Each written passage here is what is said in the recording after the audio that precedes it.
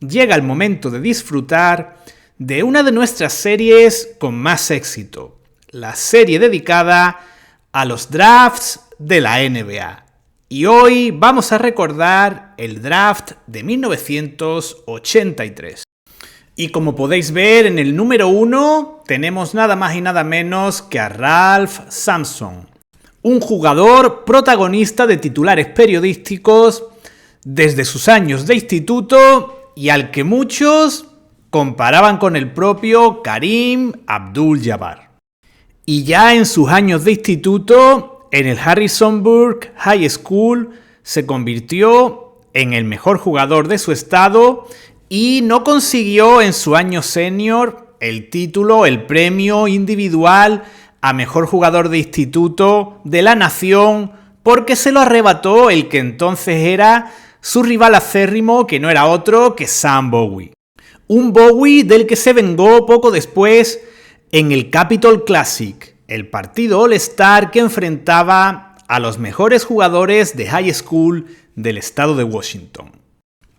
Y en la Universidad de Virginia, las cosas siguieron rodando sobre ruedas para este gigante de 2,24 m, siendo nombrado 3 veces jugador del año, cosa que solo él y Bill Walton han conseguido, ganando también con Virginia un NIT en 1980 y participando en la Final Four de la NCAA en 1981. Con todos estos datos en la mano, estaba claro que Houston, que tenía el número 1 del draft, se iba a hacer con los servicios de este unicornio que parecía que iba a cambiar el baloncesto de la época. Y aunque ya hablaremos largo y tendido sobre Sampson en un episodio dedicado a él en exclusiva, creo que Houston no se arrepiente de este número 1 del draft, puesto que sus primeros años fueron fantásticos, con participaciones en los All-Stars, con la llegada a la final de la NBA, formando esa pareja de las Torres Gemelas y anotando esa canasta histórica que eliminaba a los Lakers y mandaba a los Houston Rockets a la final de la NBA. A partir de ahí, su carrera, por diferentes motivos, fue cuesta abajo y sin frenos, con un paso incluso por el Unicaja de la Liga ACB, para terminar retirándose en los Washington Bullets en 1991 con tan solo 31 años. Dejamos a Sampson, que como ya os digo, será protagonista de un largo y extenso episodio dedicado a su figura, y pasamos al número 2 de este draft. Un número en el que tenemos procedente de la Universidad de Missouri a Steve Stepanovic. Un pívot cercano a los 7 pies, con una carrera que podríamos decir que tiene, salvando las distancias, muchas similitudes con la de Ralph Sampson.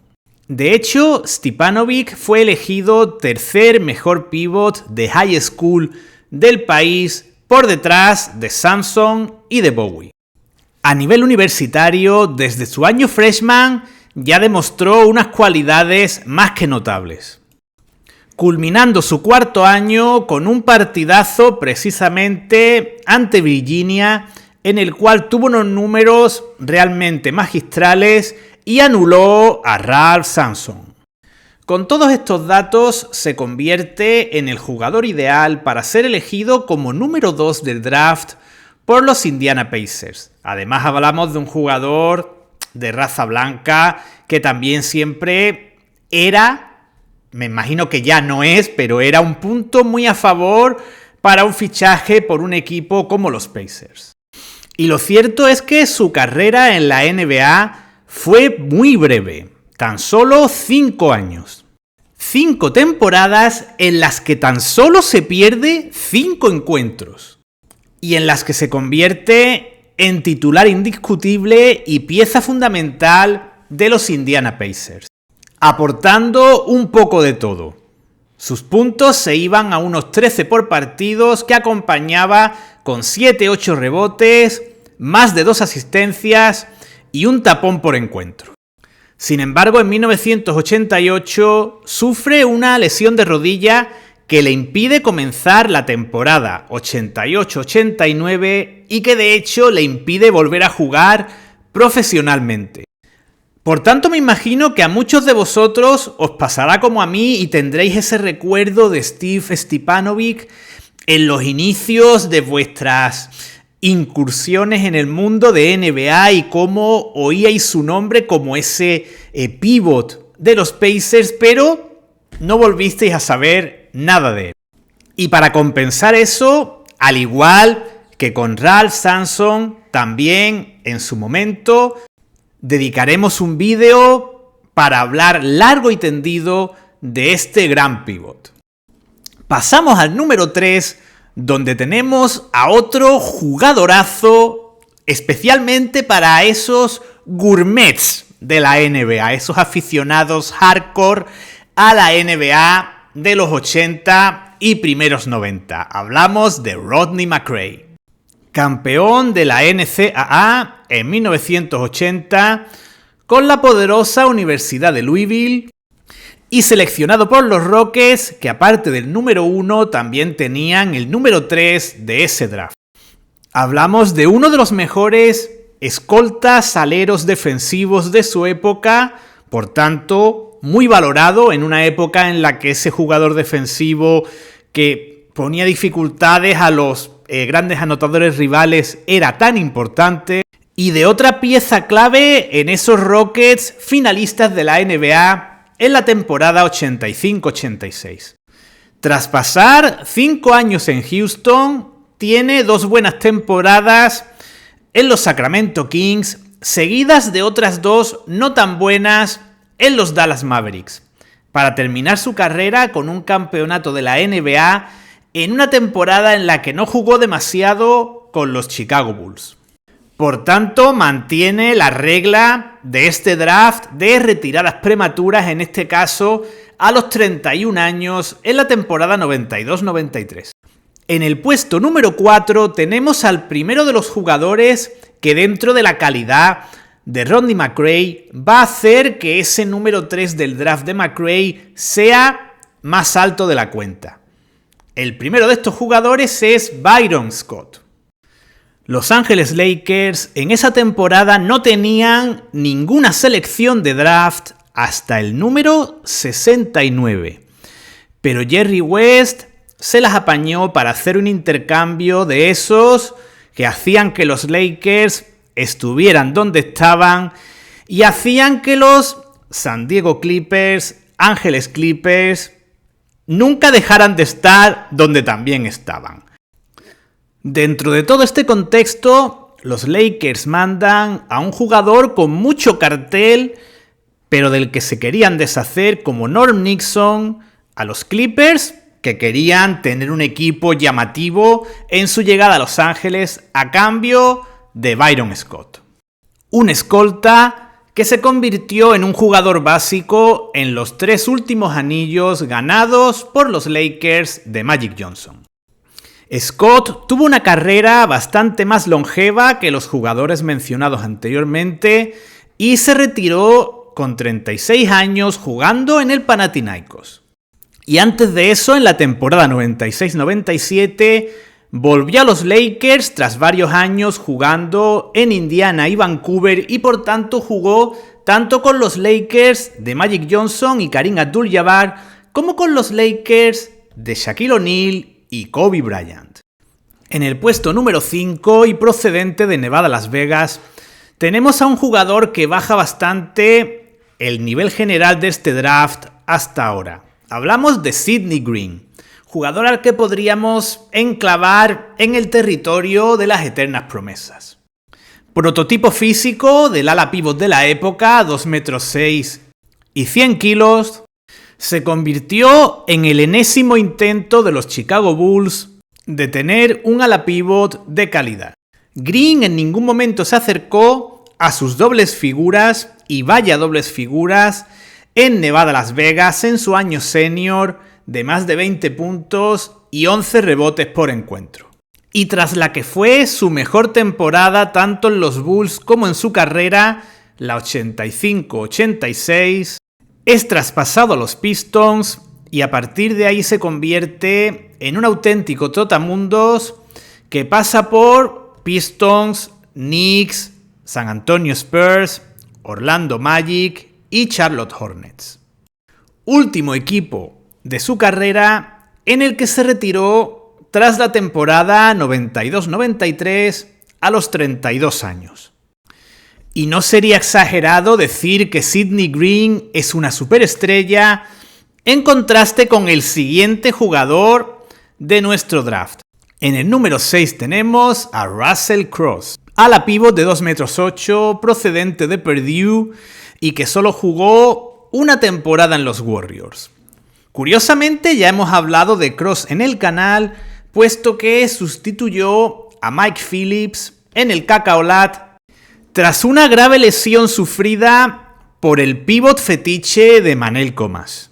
Y gracias a ese paso breve de 2 partidos en playoffs en Granollers y posteriormente un partido años después en Breogán, pudimos saber que Cross era un jugador bastante valorado, pero sus problemas de rodilla le hacían ser básicamente un temporero, por así decirlo, que jugaba breves periodos de tiempo sustituyendo a otros jugadores.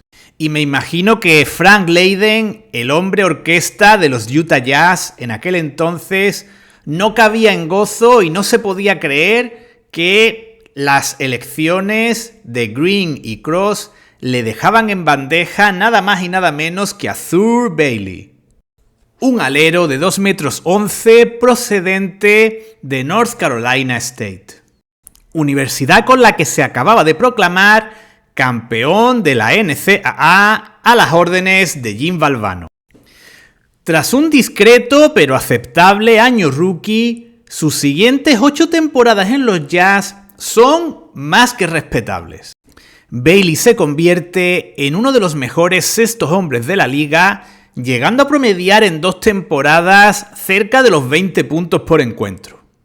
Y externamente al menos la sensación que daba era la de ser un hombre perfectamente integrado en la franquicia y que no daba aparentemente ningún tipo de problemas y aceptaba el rol que iba teniendo tanto posicional como en minutos a lo largo de los diferentes años de su carrera. Hablamos de un alero muy completo, cercano a los 7 pies, que sabía jugar tanto de cara como de espaldas al aro, muy aceptable en lo defensivo, con buenos números en rebote a pesar de jugar de 3, con un gran tiro de media distancia, algo poco habitual para su estatura en aquel entonces, y con una salud física cercana a la de AC Green, puesto que se perdía un número mínimo de encuentros. Por todas estas razones, suele ser un tema muy recurrente en los comentarios que hacemos en el canal, el hecho de que no entendamos por qué Bailey fue mandado a los Timberwolves. Sin desmerecer al jugador que vino a cambio, Tyrone Corbin, que era un jugador especialista básicamente en el aspecto defensivo, en Utah no había ningún jugador realmente que pudiese reemplazar a Thurl Bailey. Hablamos de que los jugadores que jugaban en posiciones similares a la de Bailey eran gente como David Benoit, jugador de menor estatura y que personalmente creo que era bastante inferior a Bailey. Y también andaba por ahí esa temporada otro jugador mítico como Corey Crowder. Pasamos al puesto número 8, donde, patrocinio mediante, tenemos a Antoine Carr, otro ala pívot de 2,6 metros y algo más de 100 kilos procedente de Wichita, una universidad que en aquel entonces se especializó en sacar forzudos que jugaban de 3-4. Forzudos como Xavier McDaniel, Antoine Carr o Cliff Levingston. Antes de comenzar su periplo NBA, Carr pasa un año en Italia que les sirve para madurar y convertirse en un jugador más fuerte. Tras volver de tierras italianas, es enviado por los Pistons, equipo que lo había escogido en el draft, a los Atlanta Hawks junto con Cliff Levingston. Probablemente de ahí venga el hecho de que creo que nos pasa a más de uno que no sé si los confundimos, pero como mínimo asociamos a esos dos jugadores. Pasa 5 temporadas y media en los Hawks en las que nunca juega demasiados minutos. Y de ahí pasa a los Sacramento Kings, donde tiene la mejor temporada y media de su carrera, marchándose en la temporada 90-91 a los 20 puntos por encuentro. De ahí pasa a los Spurs, donde vuelve a tener evidentemente un rol más de jugador de banquillo, pero se convierte en un recambio de calidad para jugadores como Terry Cummings o en momentos determinados el propio David Robinson. Y ese mismo rol es el que mantendría en los Utah Jazz entre 1994 y 1998, siendo componente del equipo que llega a 2 finales consecutivas frente a los Chicago Bulls. Y de nuevo tenemos a un jugador que podía ser o bien recambio o bien acompañante de Karl Malone en el juego interior. Tras abandonar los Jazz, prolonga su carrera hasta el año 2000 con ya 38 años para retirarse jugando sus 2 últimas temporadas en los Rockets y en los Grizzlies. En el puesto número 9 tenemos a un jugador que eleva el nivel general de este draft. Hablamos de Dale Ellis, un escolta All-American de 2,1 metros, procedente de la Universidad de Tennessee. Ellis es elegido por unos Dallas Mavericks que tenían perfectamente cubiertos los puestos de 2 y de 3 en los cuales Dale Ellis se podía desenvolver. Y por tanto se veía obligado a jugar únicamente las sobras que le dejaban Rolando Blackman y Mark Aguirre. Y para que nos hagamos una idea de lo devaluado que había quedado Ellis, tras esos 3 años en Dallas, Seattle consigue hacerse con sus servicios intercambiándolo por Al Wood, un jugador que venía de promediar más de 10 puntos por partido en las 5 temporadas anteriores jugadas entre los Clippers y los Sonics.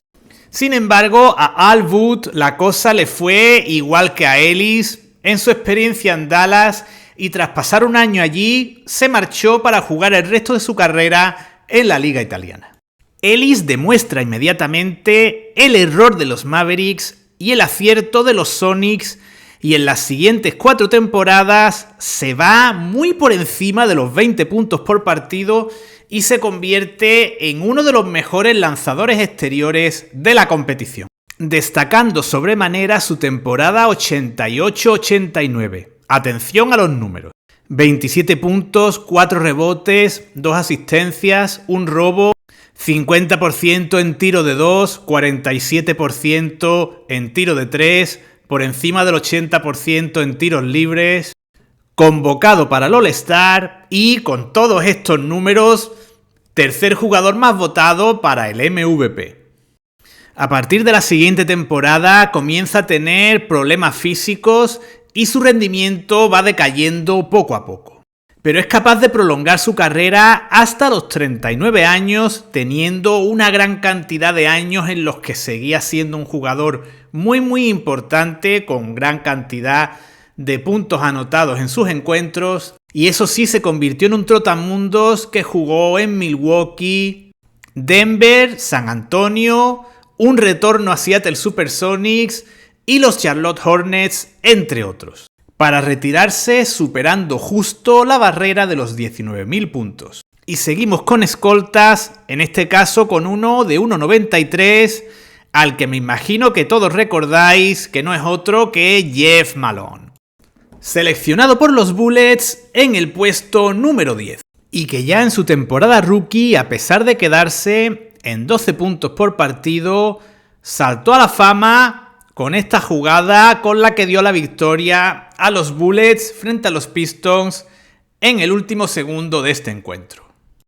A partir de ahí vinieron 6 temporadas más en los Bullets, 5 de ellas por encima de los 20 puntos por encuentro. Y probablemente podríamos decir que su mejor nivel, su máximo nivel, lo alcanza en la temporada 87-88, cuando se va en playoffs a más de 25 puntos por encuentro en una serie de primera ronda en la que llevan a los Pistons hasta el 5.º encuentro. En 1990, Jeff Malone entra en un intercambio a 3 bandas, tras el cual Bobby Hansen y Eric Lechner acaban en los Sacramento Kings y Pervis Ellison acaba en los Washington Bullets. Ni que decir tiene quién salió ganando entre los 3 equipos.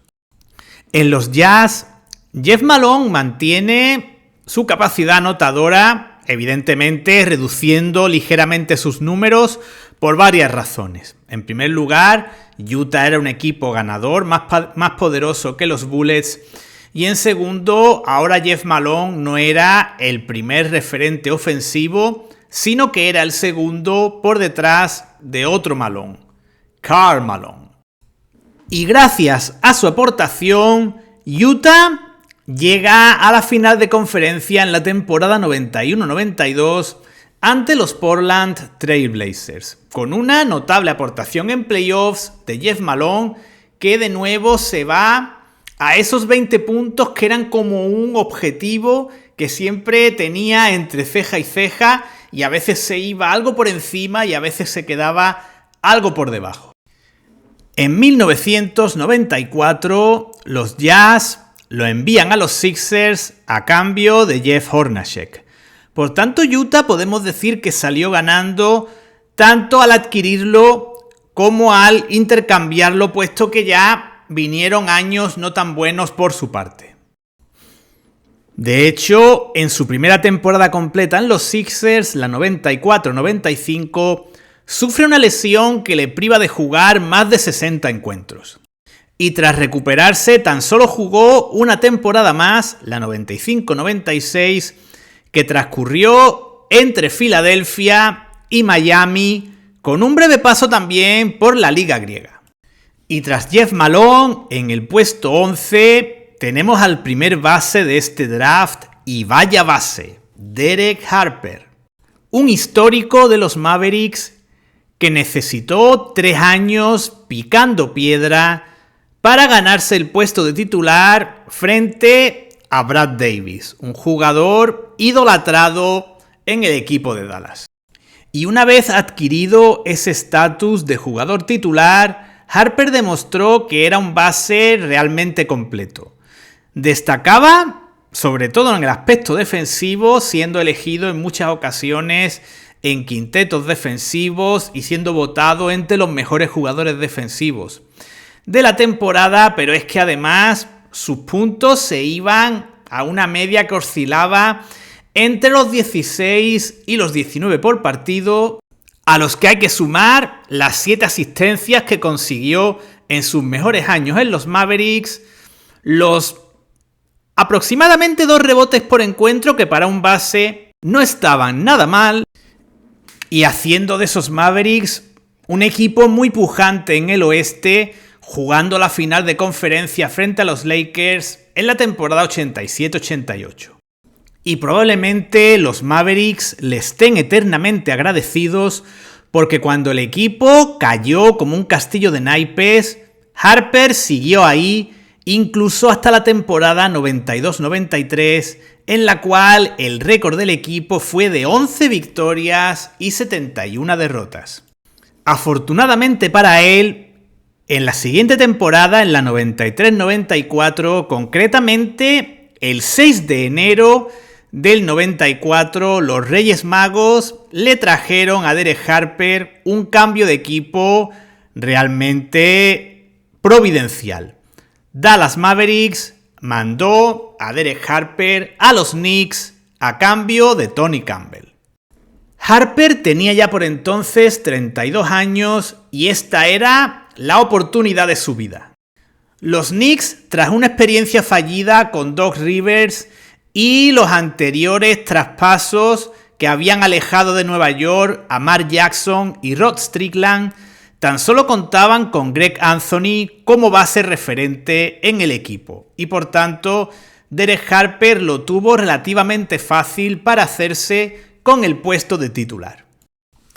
Y durante esos playoffs contribuyó con su parcela de juego a que New York se quedase lo más cerca que ha estado de ganar un título de la NBA desde que lo hiciera a principios de los años 70.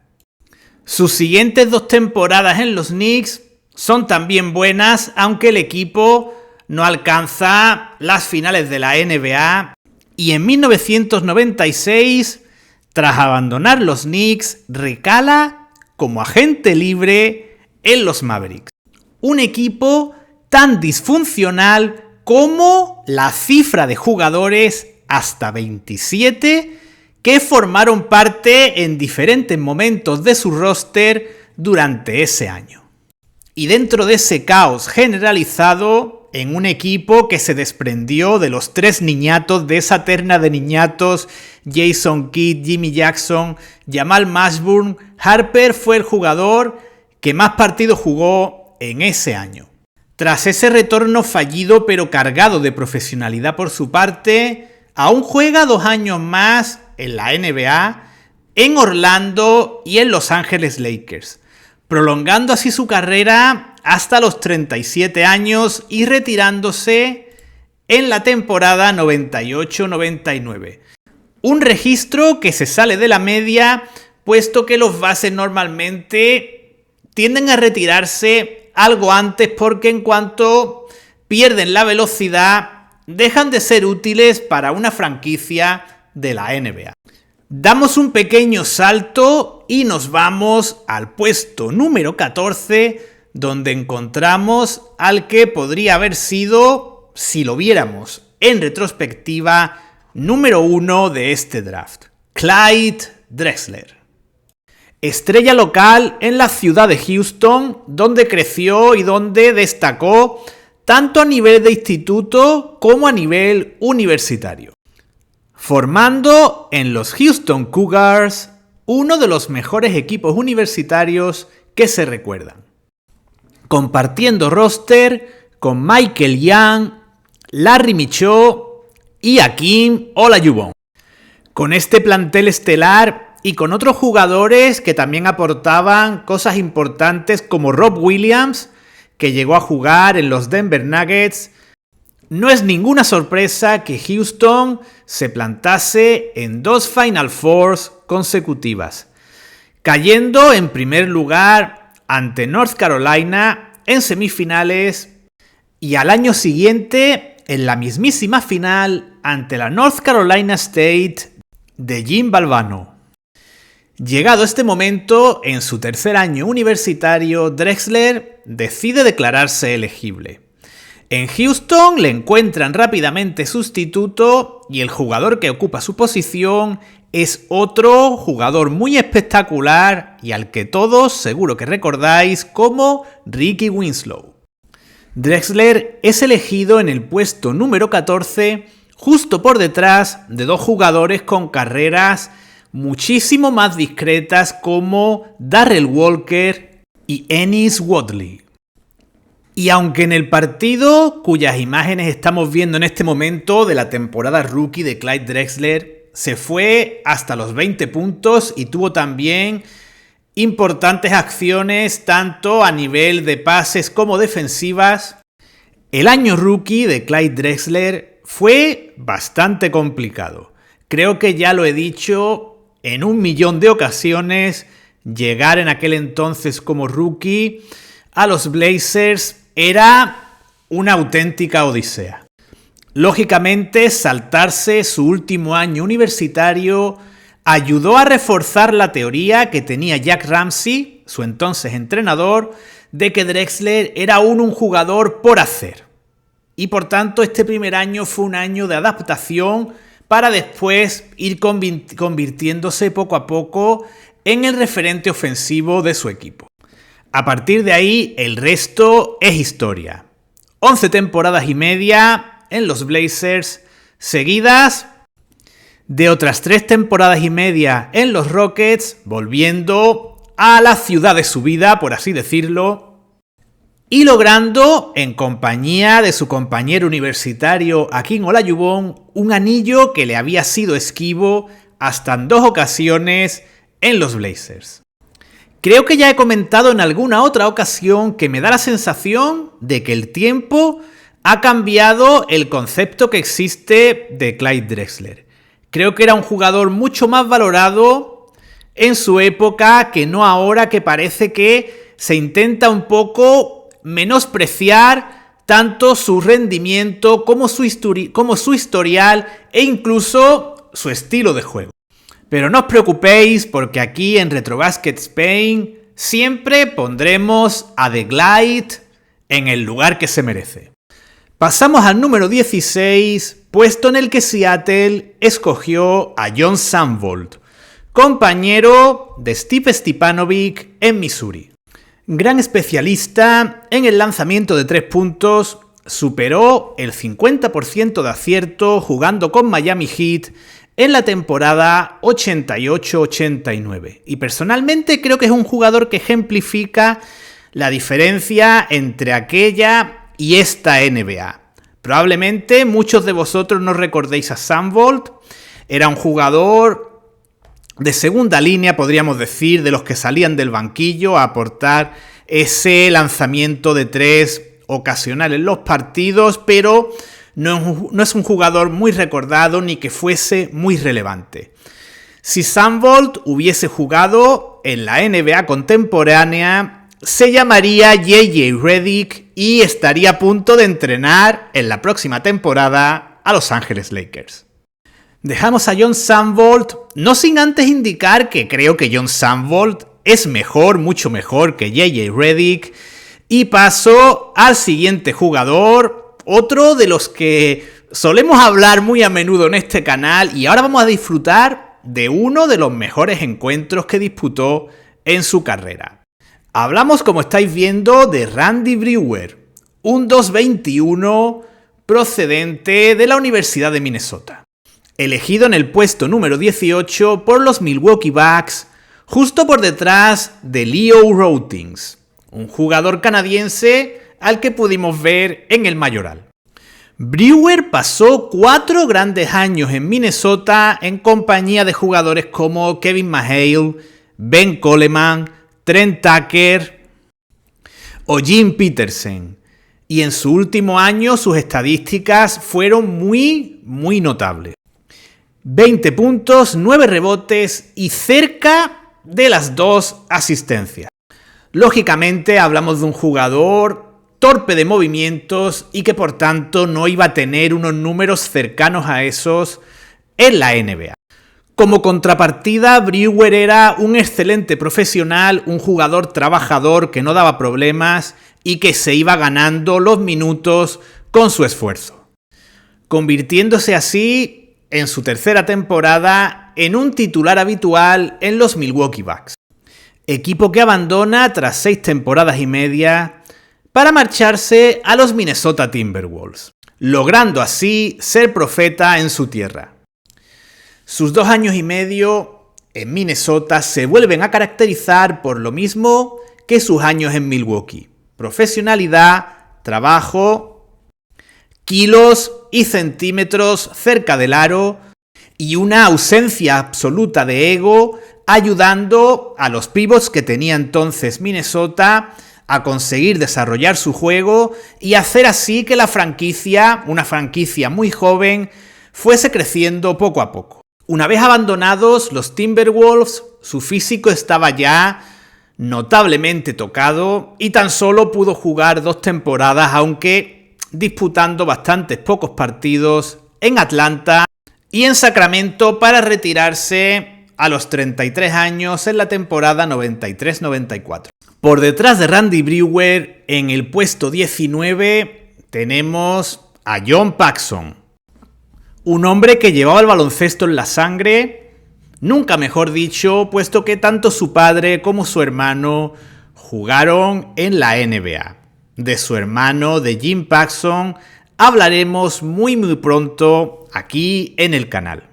Me imagino que muchos lo recordáis como un jugador de equipo. De ahí la importancia que tuvo en los Chicago Bulls del primer ciclo ganador. Ese sentido, ese espíritu de jugador de equipo probablemente lo desarrollase en la Universidad de Notre Dame, donde coincidió con jugadores de los que hemos hablado recientemente como Kelly Tripucka, Orlando Bullrich, Joe Klein o Bill Hanflick. Tanto sus 2 primeros años en los San Antonio Spurs como su primer año en Chicago son más bien oscuros y no hacían vislumbrar que fuese a ser un jugador que hiciese historia. Pero a partir de la temporada 86-87, entre otras cosas, gracias por ejemplo a la mejora en su porcentaje de acierto en el tiro de 3, se convierte en el base titular de los Chicago Bulls.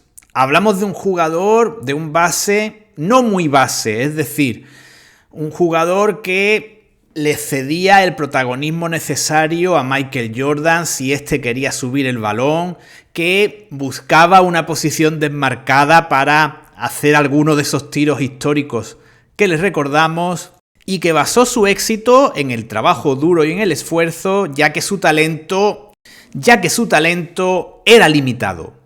Como limitado también fue su físico.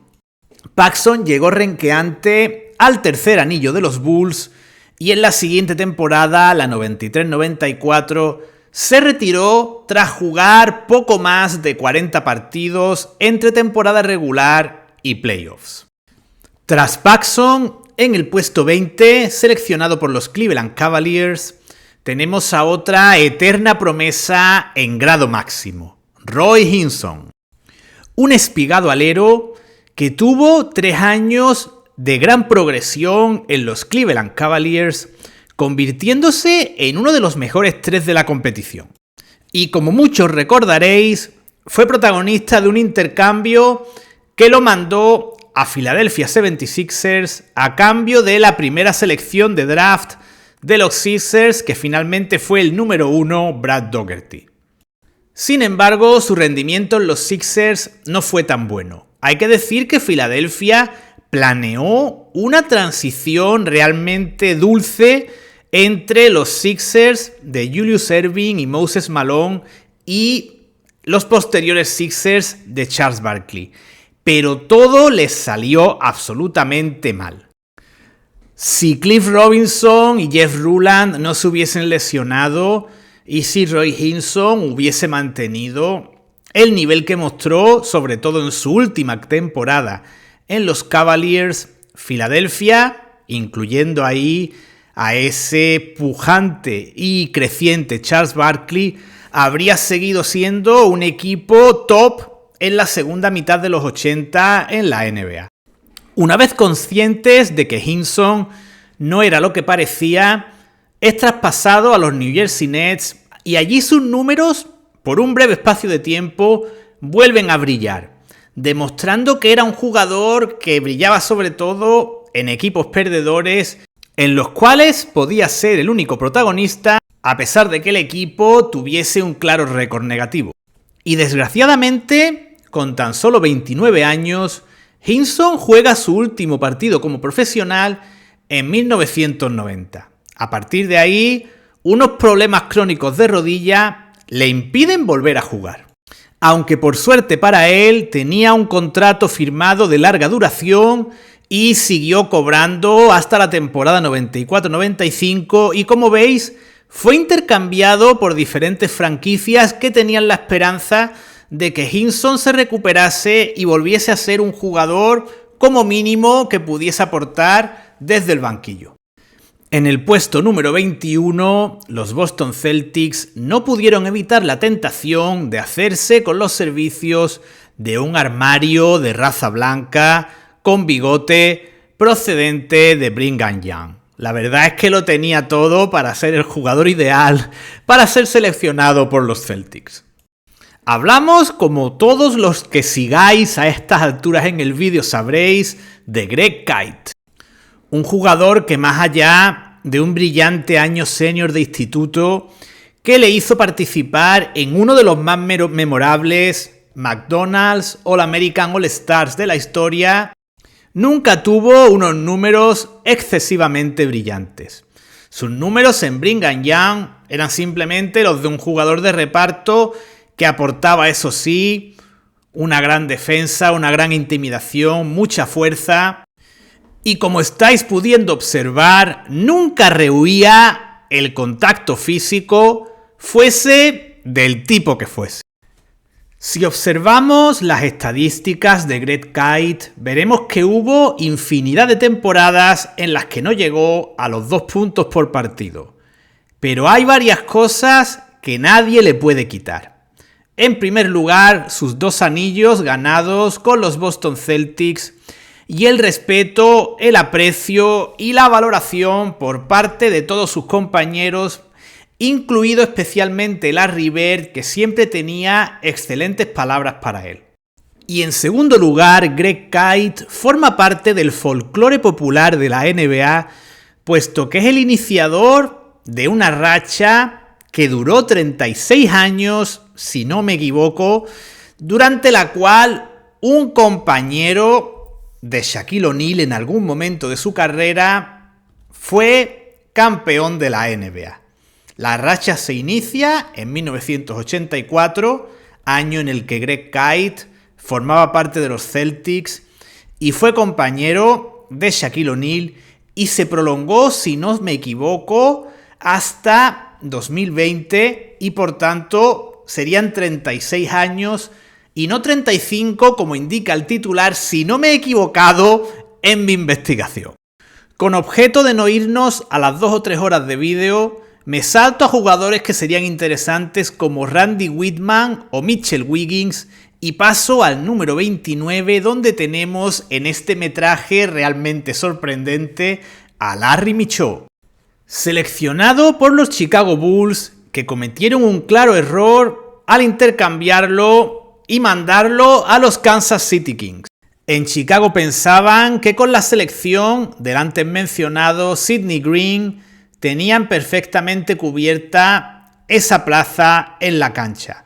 Pero creo que no soy el único, no sé si habrá alguien que discrepe, evidentemente todas las opiniones son aceptables, pero creo que Larry Micheaux era mucho más brillante y podía aportar mucho más, tanto en los Bulls como en cualquier otra franquicia, como después hizo en ACB, por ejemplo en el Tau o en el Pamesa, que Sidney Green.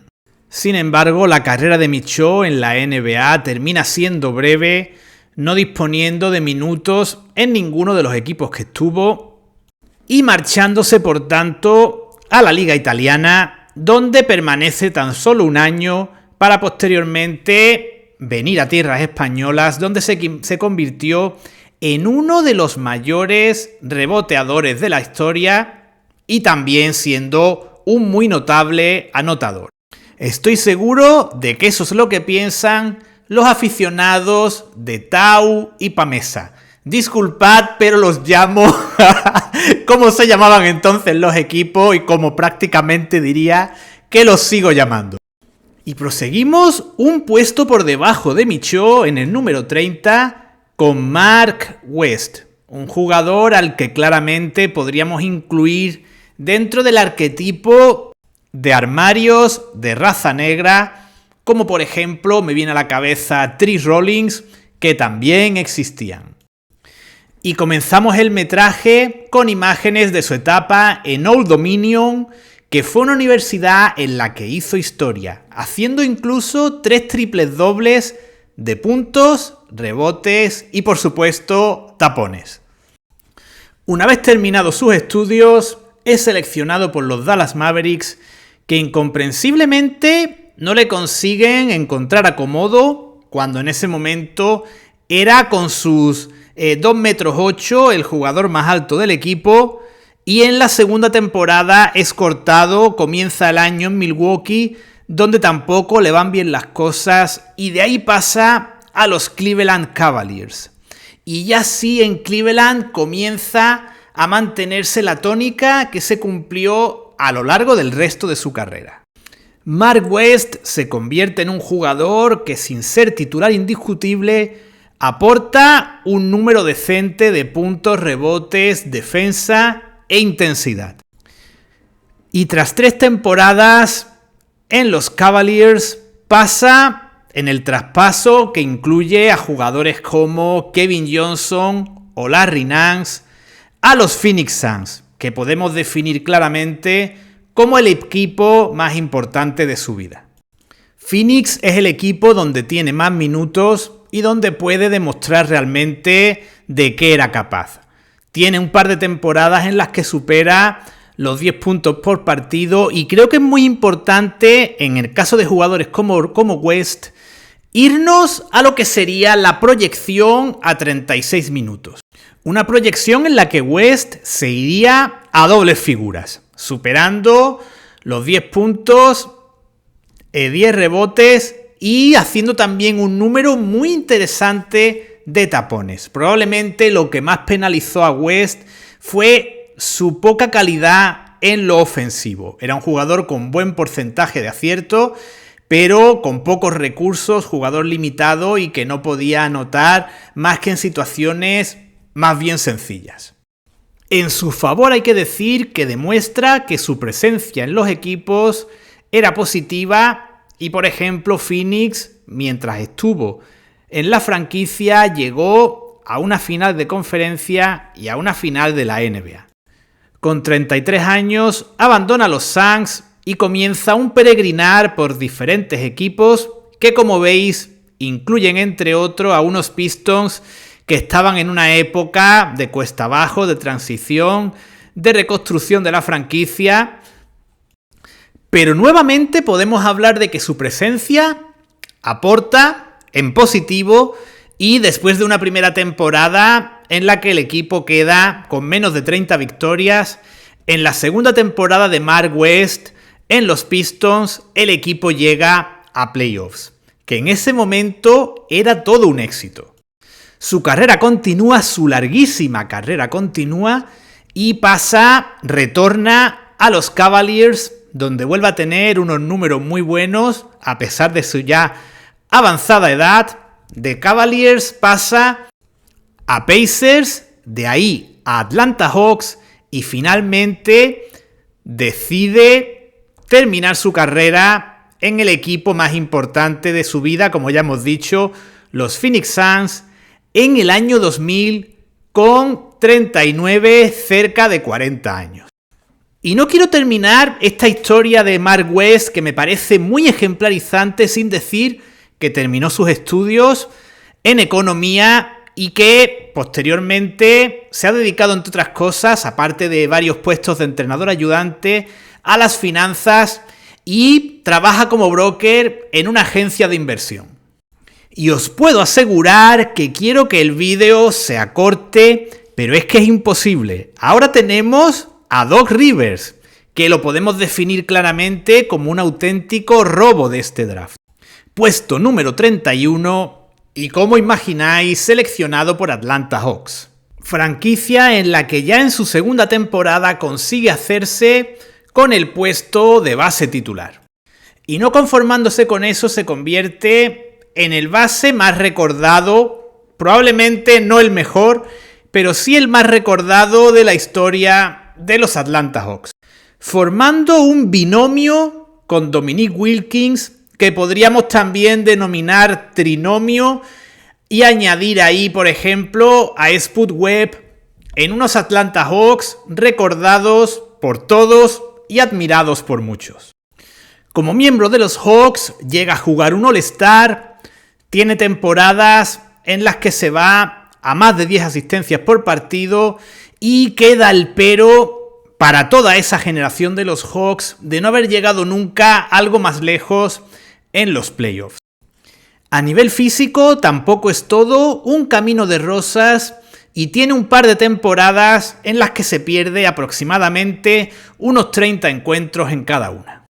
Llegamos así a la temporada 90-91 y un Rivers con ya 29 años sufre lo que podríamos denominar una traición por parte de los Hawks y es mandado al destino que nadie quería, Los Ángeles Clippers. Algo realmente paradójico si tenemos en cuenta que muchos años después se convirtió en su entrenador. Vuelve a tener problemas físicos, vuelve a perderse un número importante de partidos, pero contribuye a dar ese salto de calidad que necesitaban los Clippers, ya que los Clippers, esos Clippers de la generación Danny Manning, Ken Norman, Benoit Benjamin, etc., llegasen a playoffs y de una manera muy honrosa cayesen por 3-2 frente a Utah Jazz. Su siguiente destino son los New York Knicks y vuelven a aparecer los problemas físicos en ambas temporadas, sobre todo en la segunda, donde apenas consigue jugar, pero en la primera su momento de mayor salud física se da en los playoffs y contribuye notablemente a que los Knicks llegasen a la final de conferencia frente a los Chicago Bulls. Mismo logro al que contribuyó de manera quizás algo más humilde, con algo de menos aportación, en los San Antonio Spurs 2 años después. Estamos en la temporada 94-95 y podríamos definir esta actuación en playoffs como un auténtico canto del cisne, tras el cual prolongó su carrera un año más para retirarse en los Spurs con 34 años en la temporada 95-96. El resto de su trayectoria es de sobra conocida por todos vosotros. Es un prestigioso entrenador, y sobre su etapa de entrenador en los Clippers hay una serie, creo que en Disney, y que creo que es incluso peor que la serie dedicada a Los Ángeles Lakers, cosa que ya es difícil, pero dejo el comentario por si alguno tiene interés en echarle un ojo. 2 puestos por debajo de Doc Rivers, San Antonio Spurs en el puesto 35 escogió a otro mito ACB como Darrell Lockhart, el jugador con el mejor porcentaje de acierto en tiro de campo de la historia de la NBA. 100%, 2 de 2 canastas. Compañero de Charles Barkley y Chuck Person en la Universidad de Auburn, tras 2 partidos únicamente en NBA en los que anotó esas 2 canastas, comenzó un largo peregrinar por diferentes equipos europeos, especialmente españoles. Llega por primera vez a la ACB en 1986 para jugar con el Caja Bilbao, y tras un paréntesis de un año en el que juega en la Liga Italiana, otra de las ligas en la que jugó en más de una ocasión, retorna a ACB, al equipo en el que la mayoría creo que los recordamos, el Caja San Fernando. Equipo en el que forma una muy recordada pareja de americanos con Dan Bingenheimer. Lockhart unía al típico repertorio de los americanos de la época, esos ala pivot de 2,6 metros, todos eran ala pivots de 2,6 metros. Incorporaba, como digo, un muy buen lanzamiento exterior, a lo que hay que unir su gran adaptación a lo que sería el baloncesto, y diría también que las costumbres españolas. Lockhart decide, tras 5 años en el Caja San Fernando, continuar en diferentes equipos españoles como el Girona o el Orense, para terminar su carrera nada más y nada menos que en el Club Baloncesto Los Barrios, de esa ciudad gaditana. Y tras esa experiencia, Lockhart se retiró a los 38 años de edad. En el puesto 36, 30 puestos por detrás de su hermano, tenemos a Scooter McRae, hermano de Rodney McRae y compañero de equipo en Louisville, que tuvo una carrera mucho más breve, tan solo jugó algunos partidos en Sonics y Caps y algún equipo de CBA antes de retirarse. Y si Lockhart es un mito ACB, los adjetivos son insuficientes para definir al siguiente jugador. Número 37, procedente de St. John's, David Russell. Russell es seleccionado por los Nuggets, pero no llega a jugar en NBA. Probablemente debido a la mala fama a nivel defensivo que solían tener los jugadores de St. John's entrenados por Luca Arneseca. Como añadido a esto, quizás sus 2,1 metros también fueron un obstáculo para jugar en la NBA, aunque yo a Russell le veo similitudes, salvando las distancias por supuesto, con Dominique Wilkins. Creo que era un jugador que podía jugar en esa posición de alero, aunque probablemente su problema fuese su tiro. Era un jugador que más bien enfatizaba más el mate, el tiro muy interior, que no el lanzamiento un poco más lejano. Y aunque no llegase a jugar en la NBA, la verdad es que siempre aquí en España indicaba en las revistas que podemos ver de la época que tenía ofertas de la NBA y que, ojo, que igual se marchaba para allá en cualquier momento. Desgraciadamente, tras poderlo disfrutar durante 6 años en ACB, 1 año en el Juventud y 5 en el Estudiantes, Russell se vio obligado a retirarse debido a graves problemas físicos, aunque posteriormente en la temporada 91-92 intentó retornar a la actividad jugando en el Columbus Horizon de la CBA. Y a pesar de que nos habría gustado verlo más años en acción, nos dejó un recuerdo imborrable con ese famoso mate sobre el niño en el concurso de mates aquel, y lo podemos situar junto con jugadores como Nate Davis en el Olimpo de los jugadores más espectaculares que pudimos ver en ACB, en Primera División, en aquella época. A continuación me salto a otros 2 supermitos de los que podría hablar y prometo hablar en algún otro vídeo, como Chris McNeely y Grant Bill Waiters, para detenerme en el puesto número 48, en el cual Houston escogió a Craig Hillow. Tercera ronda del draft, número 48, y por tanto claramente definible como un robo del draft. Escolta de 2 metros, procedente de Washington State, donde estuvo 2 años tras estar anteriormente otros 2 años en el Junior College de Odessa, donde ya sabéis, los que sigáis estos vídeos, que también estuvo Larry Johnson. Hillow es otro de esos jugadores que se tuvo que ganar a pulso su puesto en la NBA. Sus 3 primeras temporadas en la NBA en Houston son realmente mediocres, muy oscuras, juega muy pocos minutos, pero entonces, para su 4ª temporada, le llega una oportunidad de oro en los Cleveland Cavaliers, equipo en el que juega 7 temporadas ofreciendo un poco de todo. Comienza siendo un jugador de banquillo, aunque con bastante más protagonismo que en los Rockets, y empieza a demostrar que era un jugador muy importante en el aspecto defensivo. A lo que hay que añadir que una vez que tuvo minutos también se convirtió en una opción importante para el tiro exterior. A partir de la 89-90, ya con 28 años, consigue hacerse con un puesto de titular en los Cavaliers. Y en sus mejores años hablamos de un jugador que se iba a los 12-13 puntos por partido, 4 rebotes, 4 asistencias y más de un robo por encuentro. Intangibles, fundamentales para cualquier equipo.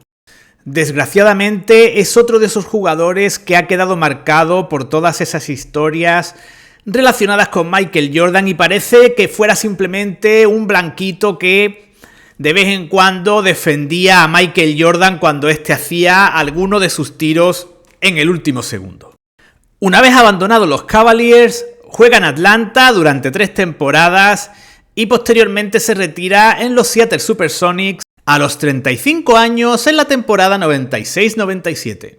Hacemos de nuevo un esfuerzo enorme, nos dejamos atrás a Paul Thompson, Bobby Hansen y Darren Day, de los 3 hablaremos algún día, y nos vamos al puesto 58, donde tenemos, si antes teníamos a David Russell, ahora tenemos a John Pinone, un habitual de la selección estadounidense que logró un oro en la Universiada de Rumanía de 1981 y una plata en el Mundo Básquet de 1982.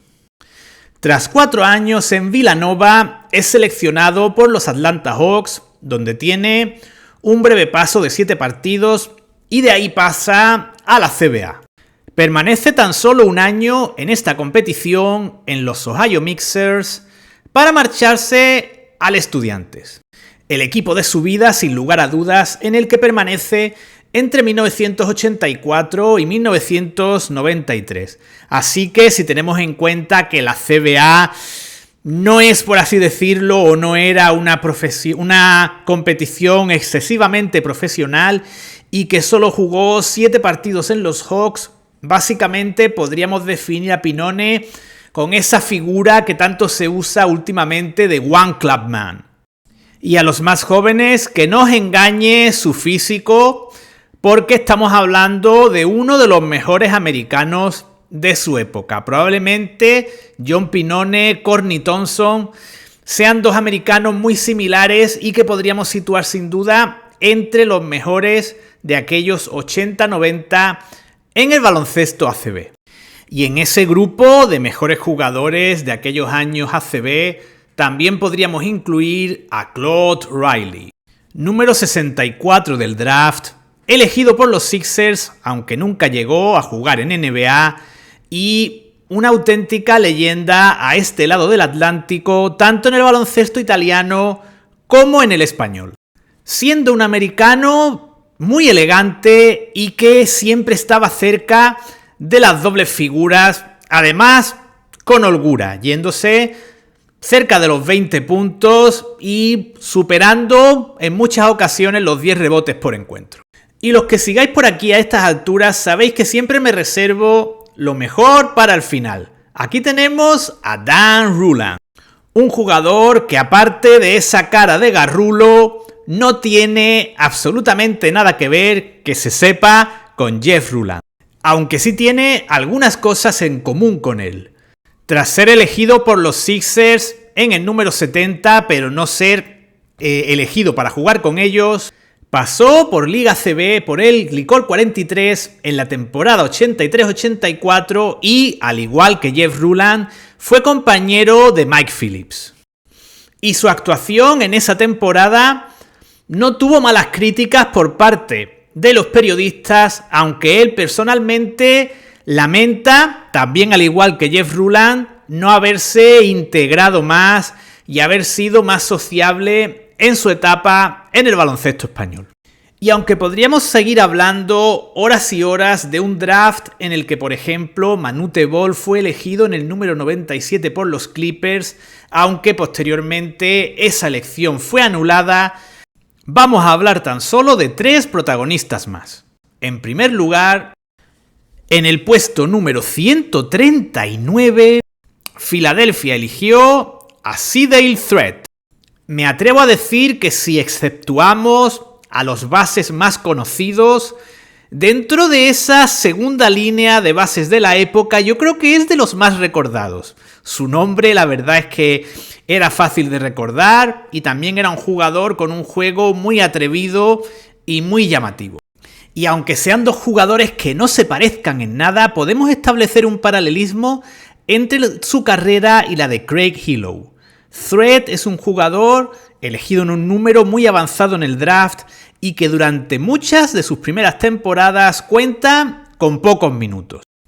Pero se gana una buena reputación a pesar de que decían que le gustaba la noche y ya más cerca de los 30 que de los 20 se convierte en un base muy relevante en los Seattle Supersonics y también en los Lakers de la era post-Magic Johnson, teniendo precisamente en el equipo angelino sus 2 mejores temporadas a nivel numérico, yéndose a 15 puntos y 7 asistencias por partido.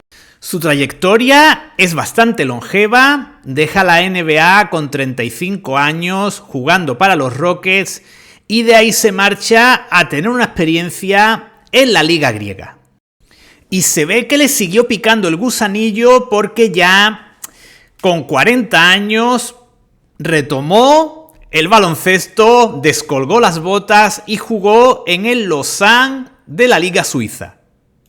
En segundo lugar, seleccionado en el 178 por unos Seattle Supersonics en los que nunca jugó, tenemos a la mayor máquina anotadora que se ha visto por estos lares, a Ray Smith, componente de esa pareja de americanos que muchos creían que eran hermanos, los Smith del Mayoral Maristas.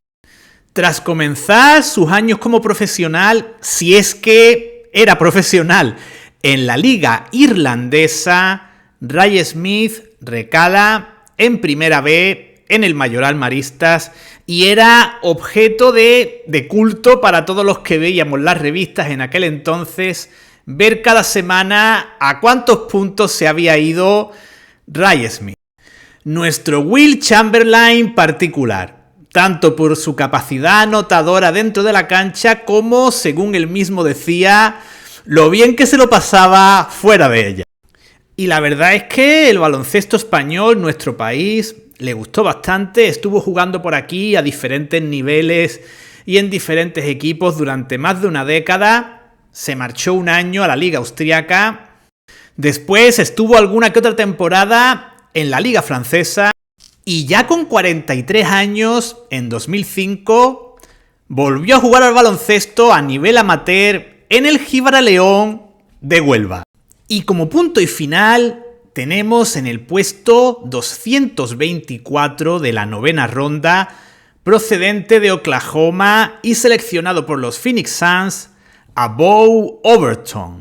Un hombre cuya carrera como profesional se limitó a un año en los Toronto Tornadoes de la CBA, pero que posteriormente se hizo entrenador y en 2012 fue seleccionador de la selección china de baloncesto femenino en los Juegos Olímpicos de ese año. Y con este dato finalizamos un vídeo que espero haya sido de vuestro agrado, espero tenga una buena acogida y probablemente también lo ponga en versión doble capítulo y después en pequeños fragmentos para aquellos que lo quieran ver poco a poco.